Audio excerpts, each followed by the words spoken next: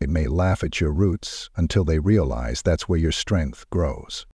What happens when the ones who mock your truth are forced to stand on the ground you built? Let us know in the comments section below. Delilah Clarkson had never needed to raise her voice to make a statement. It was in the way she walked, heels tapping sharp against concrete like a metronome of purpose. It was in her posture, tall, chin high, posture undisturbed by stares that stuck to her like humidity. And it was in her hair, glorious, full, unashamedly natural, a halo of defiance and dignity. She hadn't always been this confident, but now, Delilah moved like a woman who knew her name held weight, not just on blueprints and legal papers, but in the whispered admiration of those trying to emulate her. So when she stepped out of her Matt Jack SUV onto the cracked sidewalk across from the 36th precinct, she didn't flinch as 4 officers leaned on a squad car and turned to watch her pass. She didn't even blink. "Well, damn," one muttered just loud enough. "All that hair. Looks like a mophead had a baby with a lion." Laughter followed. Dry, hoarse, unbothered by decency. Delilah slowed. Just slightly. Not enough to give them the satisfaction of eye contact, but enough to let her heels click louder. She didn't need to look to know what came next. The chuckles, the looks. One probably mimed fluffing his own hair. Another probably nudged the youngest, trying to see if he'd take the bait and say something dumber. She'd seen this play before. But the part they didn't know, the part they never bothered to learn, was what building she'd just left 2 blocks over. That her name was on the deed for half of the South Side's rezoning plans. That the gravel lot the precinct used to park their overflow vehicles, she owned it as of 3 hours ago. And she'd bought it for one reason only. Delilah crossed the street, her steps unbroken, her face calm. A few seconds passed, then, "Yo, I was just joking, Ma. No need to mean mug." Another one piped up, "Chill, she's just salty we caught her with that mess on her head." That was the one who would regret it most. She stopped at the edge of the station's lot, now technically hers, pulled out her phone. No photos, just a quick voice memo to herself. Had signage by Friday. Enforce restricted access next week. Priority lease review with council. Delilah didn't even look back. She walked on, hair catching the light like a crown and catching the wind like a flag. She hadn't always been this deliberate. Flashback to 3rd grade, little Delilah sitting on the school steps, fingers tugging at the tight curls her mama had spent hours oiling and braiding. A white classmate had called her a cotton ball with legs. 2 boys laughed so hard they choked on their fruit snacks, and her teacher said nothing, not even a, "That's not nice." She didn't cry. She never did. Not where they could see. But at home, her mother's fingers had trembled while undoing the braids. "You don't let them tell you who you are, baby," she whispered. "You walk like you own the world. And one day you will." That night, Delilah made a promise to herself. Not just to succeed, but to do it in a way that left fingerprints on the city. By 29, she had flipped her first 3-unit brownstone. By 32, she'd brokered a land deal that saved a historically black neighborhood from being gutted for a stadium. Now at 36, she sat at the top of Clarkson Urban Holdings, with partnerships from Harlem to Houston. But she never forgot who she was before the contracts, before the headlines, before the world decided to take her seriously. Only after she'd forced it to. Back in the present, Delilah returned to her office. Exposed brick, high ceilings, reclaimed wood, everything. A younger assistant met her at the door, eyes wide. "Clarkson, the deed went through. You officially own the station lot." "I know," Delilah said simply, sliding her phone into her purse. "Send a notice to the city. Enforcement starts Monday." Her assistant blinked. "Won't that Like disrupt operations? The station uses it for— I know what they use it for, Delilah said, cutting her off gently. And they'll learn what I use it for. She didn't need to say more. Inside her glass-walled office, Delilah sat down at her desk and pulled open a drawer. Inside was an old photo. Her, 8 years old, hair cropped short after begging her mom to cut it off to avoid teasing. Next to it, a newspaper clipping of her latest project. Clarkson to revitalize decaying school into cultural arts hub. She placed the photo atop the article, proof of the journey. She tapped a pen against her desk once, twice. Then she smiled. They thought they were just mocking a hairstyle. They didn't know they were fueling an empire. And just like that, the plan was set in motion. No arguments, no press conference, just a paper trail and a woman who refused to be underestimated.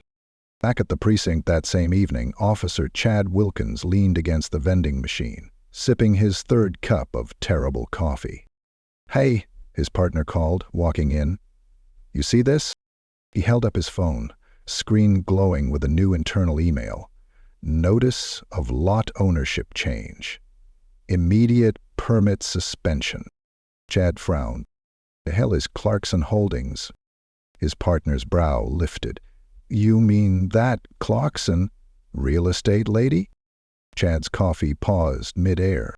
He remembered the woman from earlier. The hair, the poise, the way she didn't even blink when he cracked that joke.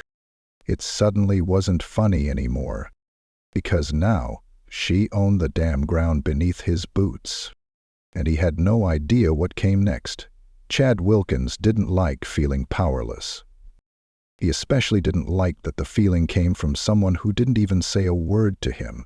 She hadn't yelled, she hadn't filed a complaint, she hadn't even turned around, and yet, here he was, leaning against a desk covered in takeout wrappers, staring at a printed lease agreement like it was a death sentence. Effective immediately, he read under his breath, his finger tracing the lines. All vehicles must vacate the lot by Sunday. Unauthorized parking will result in towing. "Guess we're carpooling," muttered Officer Deeks from the next desk, chuckling like it was funny. Chad didn't laugh. His mind was somewhere else. Back on that sidewalk. Back on the way she walked. So calm. So untouched. He didn't even remember what made him say it. Maybe it was boredom. Maybe it was that knot of resentment that had been growing in his chest for months now. Since the new captain came in. Since the city's PR budget had been funneled into community review boards.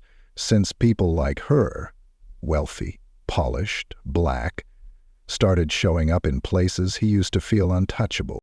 All he knew was that one sentence, "Looks like a mophead had a baby with a lion," was now costing him parking and pride. Lieutenant Holt slammed his office door open and marched into the bullpen. Everyone sat up straighter. Chad leaned back, smoothing the paper flat like it didn't matter. Holtz didn't bother with formalities. "We're negotiating with Clarkson Holdings," he announced.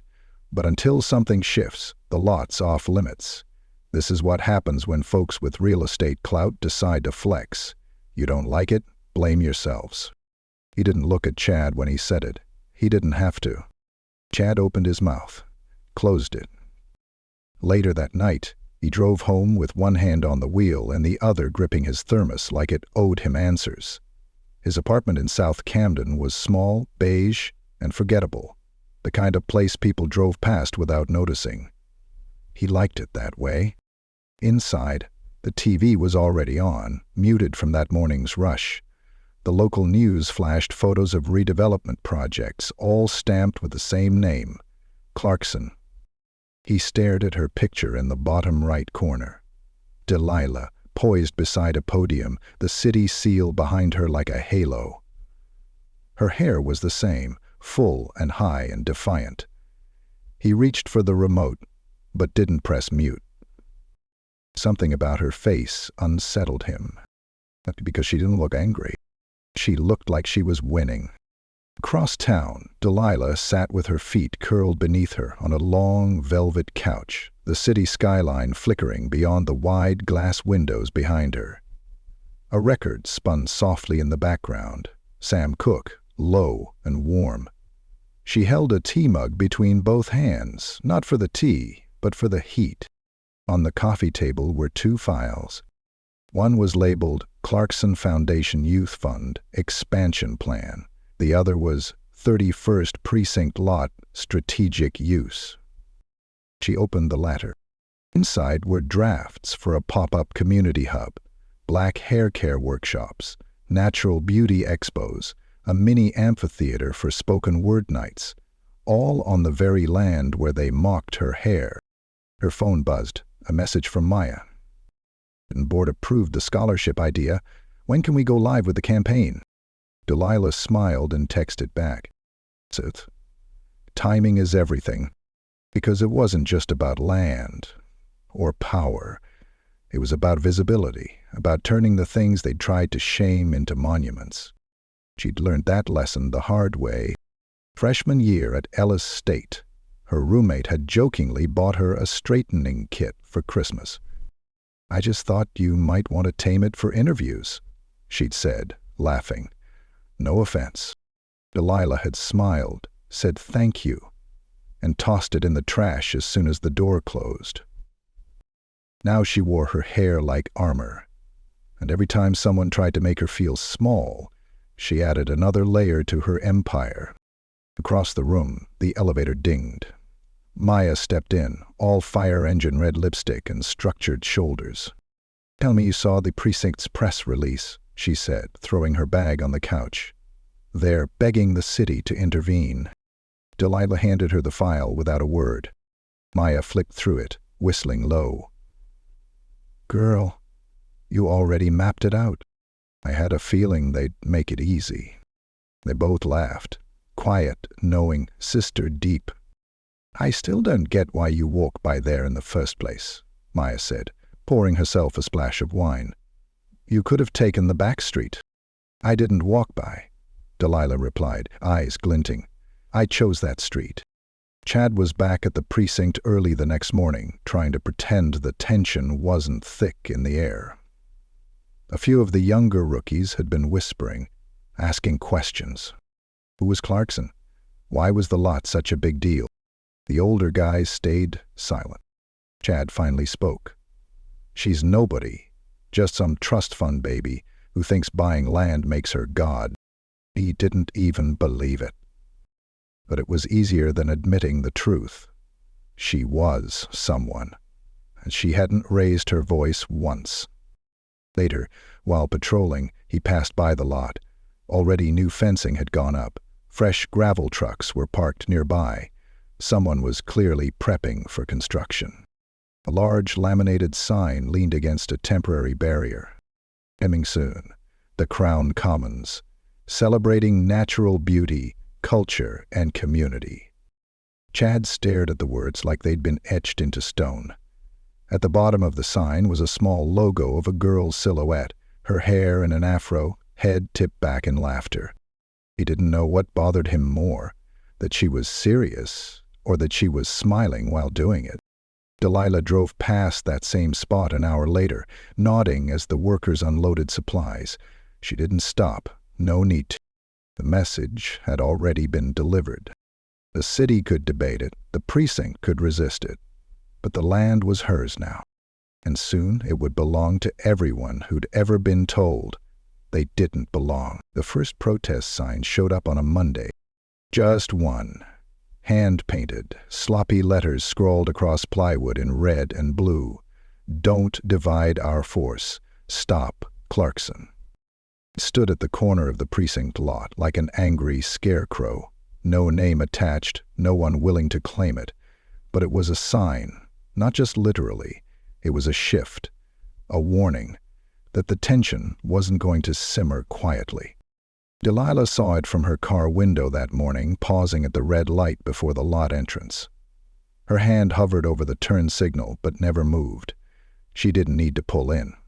She just needed to see. The sign didn't make her angry. It made her curious. People didn't push back unless they felt something slipping. Power, image, control. That meant they felt her coming. Maya was less diplomatic. "I got the nerve to protest you," she said later, practically pacing holes into Delilah's office rug. "After all the funding you've funneled into the South End? After building that mentoring center in North Hollow?" Delilah stirred her coffee slowly, watching the cream swirl in spirals. "They're not mad about the building. They're mad I didn't ask their permission." Maya stopped mid-pace. "You don't need their permission." "No," Delilah said, finally setting the cup down. "But they were used to getting it anyway." Later that afternoon, a letter arrived at Clarkson Holdings, official city seal, formal tone. "Due to concerns regarding community cohesion and law enforcement morale, we are requesting a temporary suspension of any construction on the lot adjacent to the 31st Precinct. A hearing has been scheduled to review the property's designated use and potential reclassification." "One?" Maya slapped it onto the table. "You seeing this?"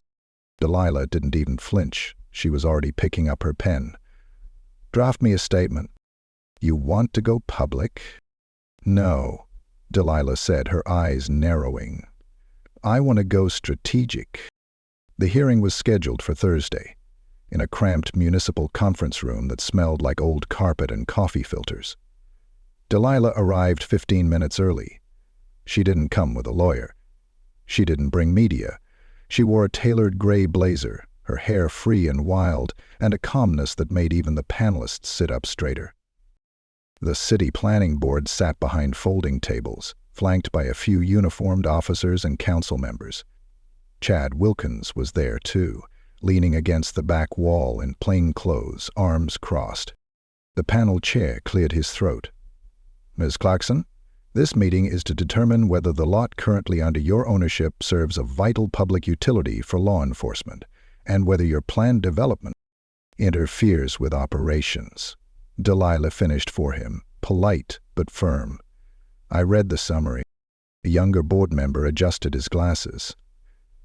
"You've filed permits for something called the Crown Commons?" "Yeah. And that would include 3 workshops for young women and girls, natural hair education, Black-owned pop-ups, cultural events, career mentorships." Murmurs rippled. Someone near the door whispered, "Hair stuff?" like it was contagious. Chad scoffed quietly. Just loud enough. Delilah looked up. "Is there a comment?" Chad met her gaze. For the first time their eyes locked in a room full of people.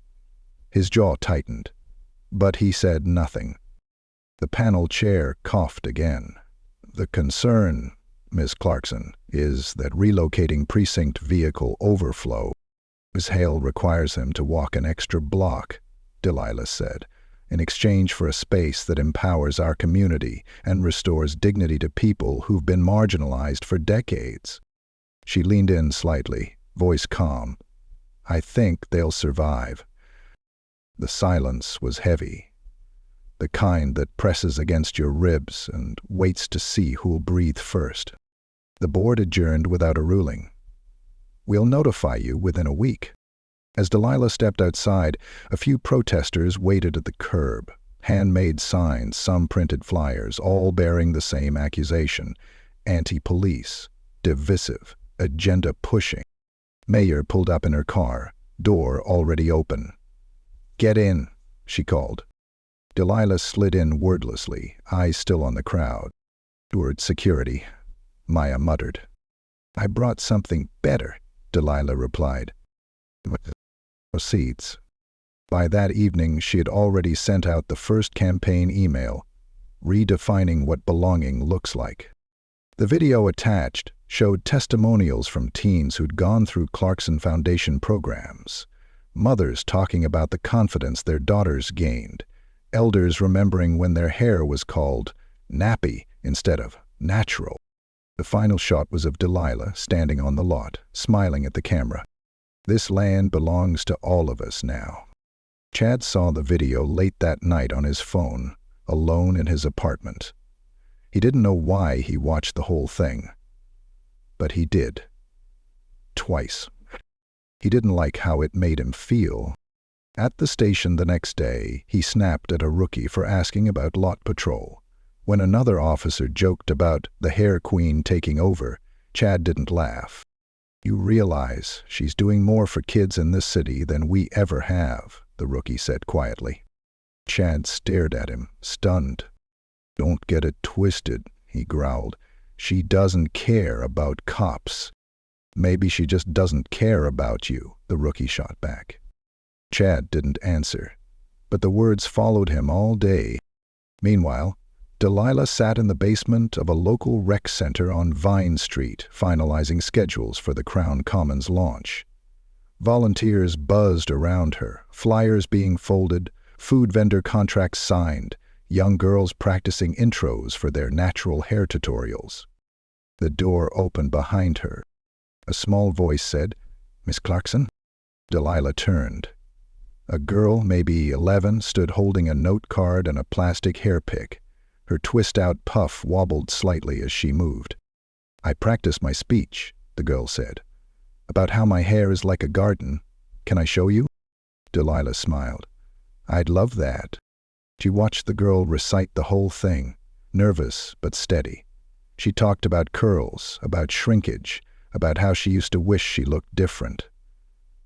Until now. Until this. And in that moment, Delilah remembered why she had chosen that particular precinct lot, not just for the message, not just for the power shift, but because the same sidewalk where those officers laughed at her hair was now the stage for a new kind of beauty, a new kind of pride, the kind no law could rezone. The ribbon cutting was scheduled for noon, but by 11:15, the lot was already full. Folding chairs lined the freshly paved walkway. The stage was modest, just a wooden platform beneath a canopy, but the backdrop made up for it. Vibrant murals of black hair textures, styles, and affirmations stretching the length of the new brick wall. There was a girl with bantu knots painted in profile, her eyes closed, head raised. Beside her, a quote in bold letters read, "This crown was never meant to be hidden." Delilah stood behind the curtain, the scissors in her hand heavier than expected. Maya peeked out from the side of the stage. "It's packed," she whispered. "Council members, teachers, a whole bus from Franklin Middle. Even Channel 9's out there."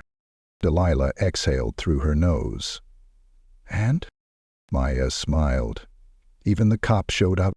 Delilah arched a brow. "To protest?" "Not this time," Maya said, voice soft. "I think they're here to listen." Delilah didn't answer. She didn't need to. Her eyes shifted toward the entrance, scanning the crowd, and sure enough, Chad Wilkins stood by the perimeter fence. No uniform, just jeans, a gray button-up, and hands in his pockets. He didn't move, didn't wave, but he was there, and that was enough. A volunteer whispered, "You're on in 60 seconds." Delilah handed off the scissors and walked to the center, heels echoing softly on the platform. The moment she stepped up to the mic, the buzz of the crowd hushed, like someone turned down the volume on the world. She looked out, past the cameras, past the kids waving homemade signs, past the mural.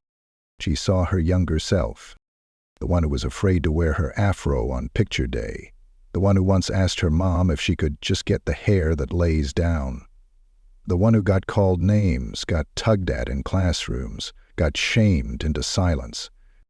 And then she began to speak. "When I was 8 years old," Delilah said, her voice even and clear, "I sat on a bathroom floor crying because I didn't know why my hair wouldn't behave. I thought something was wrong with me. I thought my reflection needed to be fixed. What I didn't know then, but what I know now, is that I wasn't the one that needed changing." The world's gaze was. Few people clapped. More followed. Delilah continued. "Today, we open more than just a building. We open a promise. This is a space where black beauty is not an afterthought, not a trend, not a joke. It's a celebration, a cornerstone. She nodded toward the girls in the front row, some with twists, some with braids, some with their hair out wild and free. You don't ever have to shrink to be safe, she told them. You don't ever have to trade your identity for acceptance. Louder applause now, the kind that starts in the chest and moves through the hands like rhythm. He raised the scissors high. Welcome to the Crown Commons. The blades closed with a metallic snap, and the crowd erupted. Huntooten nided. Confetti rained down from a nearby balcony. Kids screamed in delight. A local drumline kicked up the beat as food trucks revved open their windows, and the smell of jerk chicken, roasted corn, and sweet plantains filled the air. Delilah stepped down from the stage and into the crowd. Hugs. Thank yous. Tears. A grandmother kissed her hand. A middle schooler asked for a selfie. A father with dreadlocks held up his toddler daughter and said, "She needed this. We all did." Chad watched it unfold from his post near the fence. He didn't know what he expected to feel. Resentment? Regret? But all he felt was quiet. The kind that came after a storm had passed, and you realized it had never really been about you in the first place. He walked along the perimeter, watching the girls braid each other's hair in a designated booth under a sign that read, "Your texture is a gift." Teen boys laughed nearby, helping a vendor set up a spoken word booth. On a smaller stage, a trio of elderly women hosted a panel on hair through the decades, laughing over rollers, grease, and kitchen hot combs. Something inside him shifted. He turned to leave, but a familiar voice stopped him. "You made it." Delilah was standing beside a donation kiosk, arms folded but relaxed. Chad blinked. "I didn't come to cause trouble." "Yo," she said simply. He stepped closer. "I didn't come to apologize either. Not because I don't need to. I just don't think it would mean anything right now." Delilah nodded. "Then don't apologize. Just learn." "I am," he said after a pause. "That's why I came. I saw the old you today. On that stage." Delilah tilted her head. "You don't know the old me." "No," he admitted. "But I know what shame looks like. I've worn it too." She studied him for a long moment, then offered a small, slow smile. "Maybe we're both still learning." He nodded once, then turned and melted back into the crowd. Later that day, after the food had run low, the sun had dipped behind the rooftops, and the last speech had ended, Delilah returned to the mural wall. Volunteers were packing up folding chairs. Music still played. Soft now, gentle, like a heartbeat at rest. She ran her fingers lightly over the painted curls of the girl on the wall. A child approached. A little girl with big eyes and frizzy puffballs on either side of her head. "Miss Delilah?" "Yes." The girl held out a drawing, crayons on folded paper, a tiny version of the mural, complete with the quote and the smiling girl. "This is you," she said. "I wanted to say thank you. I love my hair now." Delilah knelt, tears pricking her eyes. "I love it too," she whispered. "And I love yours." The girl grinned, then skipped off to join her mother. Delilah looked up at the mural again, now glowing gold under the string lights laced through the fence. This was the moment her mother had dreamed of, the one she'd promised Delilah on the night of the worst teasing, the one she said would come when your walk makes them watch, but your work makes them listen. And now they were listening. As the last lights dimmed and the commons emptied, Delilah stood alone for a moment longer. Hands in her pockets, heart full. This wasn't revenge. It wasn't even redemption. It was reclamation of space, of pride, of the crown that was hers all along. And now it belonged to all of them.